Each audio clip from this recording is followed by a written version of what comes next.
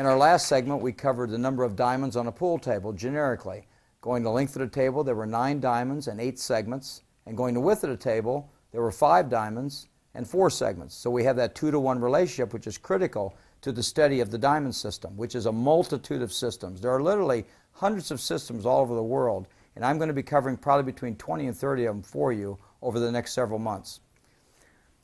If you look here on the table, we have an interesting situation. We have a cues laying which represent the concept of triangles on a pool table.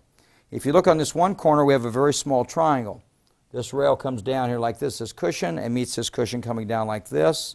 And this is what's called the hypotenuse on that line. Now, it's not important that you know that name. I kind of refer to it as the hippopotamus.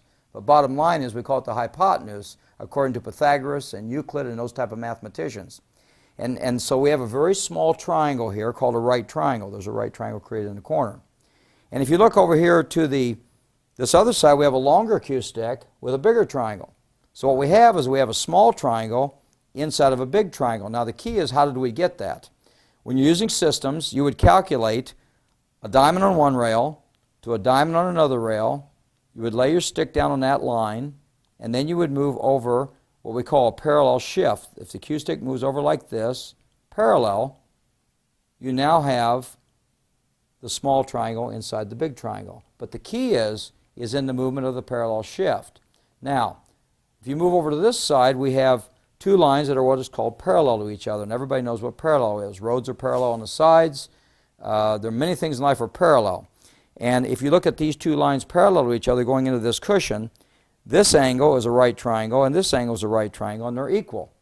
Now, the beauty of that is that because they're equal, if you shot a ball into this rail, it would come straight back out, and in this rail, it would come straight back out. If I move these over at an angle like this, they're also parallel, and this angle right here is less than 90 degrees. That's called an acute angle, which I like to call an acute angle because it's a pretty little angle.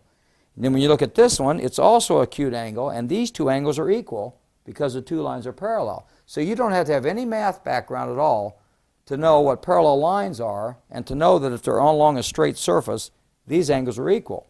So reversing back over to the original situation, we have the small triangle, the big triangle, and we have an angle created in this corner, and when we move parallel, we have the same angle over here.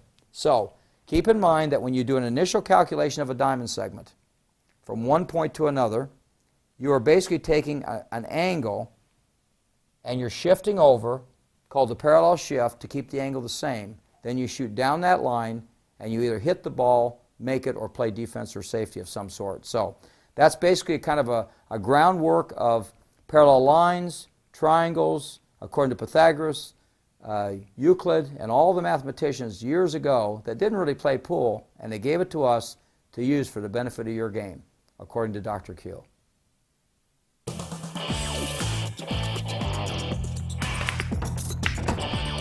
You don't have to play like a pro to enjoy the game I love. Ever played in a friend's basement, you can compete in an APA league. In the APA, everyone can play and anyone can win. So if you're looking for a fun night out with your friends and family, join an APA pool league today. Have fun, meet people, play pool. Visit poolplayers.com today.